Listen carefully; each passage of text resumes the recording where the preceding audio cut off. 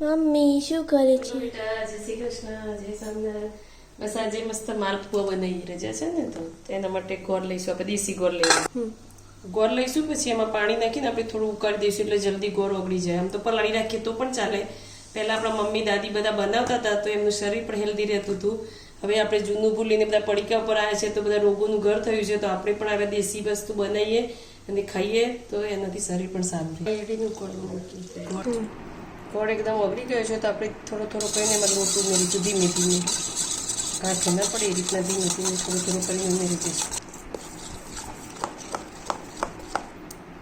આપણે. અને આ કાળા મરીનો પાવડર છે એ નાખવાનો, એનાથી એકદમ મસ્ત ટેસ્ટ આવશે. ઇલાયચી નાખીશું, તો એકદમ માલપુઆ એકદમ મસ્ત સોફ્ટ અને ટેસ્ટી બનશે. તે બધાને ભાવશે. 10 મિનિટ આપણે રાખી મૂકીશું રેસ્ટ કરવા, પછી બનાવીએ. ગેસ ગરમ કરી અને પણ નોનસ્ટિક મૂકીશું. નાખીશું આપણે, ગરમ થયું છે એટલે એની થોડી પાથરીને આ રીતે એને પ્રેસ કરવાની ધીમે ધીમે, અને પણ નહીં થાય. ઉતારી દઈશું. માટે આપણે એને એકદમ મસ્ત પોચા ચડવા દેવાના.